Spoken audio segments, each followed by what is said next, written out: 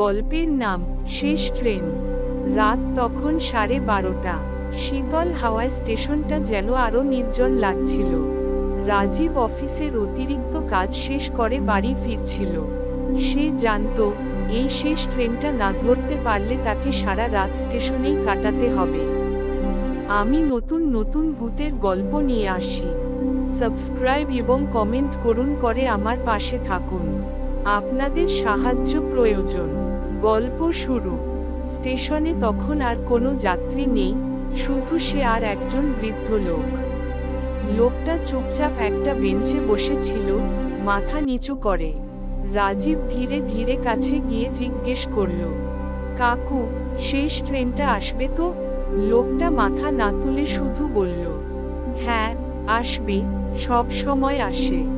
রাজীব একটু অস্বস্তি বোধ করল। লোকটার গলা যেন খুব ভেতর থেকে আসছে, যেন কোনো গুহা থেকে শব্দ বেরোচ্ছে। হঠাৎ দূর থেকে ট্রেনের শব্দ শোনা গেল। রাজীব উঠে দাঁড়ালো। ট্রেন এসে থামল, কিন্তু আশ্চর্যের বিষয়, পুরো ট্রেনটা ফাঁকা। কোনো আলো নেই, জানালাগুলো কালো কাপড় দিয়ে ঢাকা। দরজা আপনাতেই খুলে গেল।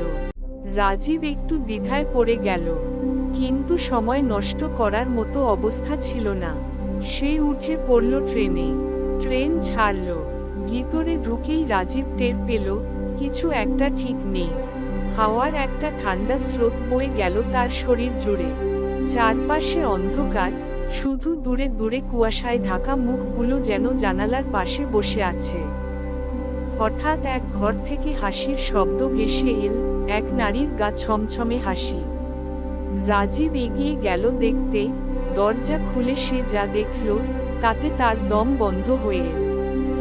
একটা রক্তমাখা সাদা শাড়ি পরা মহিলা, মাথার চুল সামনের দিকে ঝুলে পড়েছে, মুখ দেখা যায় না। সে ধীরে ধীরে রাজীবের দিকে তাকিয়ে বলল, এই ট্রেন শুধু মরা যাত্রীদের জন্য, তুই কি এখনো বেঁচে আছিস? রাজীব চিৎকার করে দরজা খুলে ঝাঁপ দিল চলন্ত ট্রেন থেকে। শেষ দৃশ্য। পরদিন সকালে লোকেরা খবরের কাগজে একটা রিপোর্ট পড়ল, মধ্যরাতে চলন্ত ট্রেন থেকে ঝাঁপ দিয়ে এক যুবকের মৃত্যু। আশ্চর্যজনকভাবে গত 5 বছর ধরে ওই সময়ে কোনো ট্রেনই চলে না।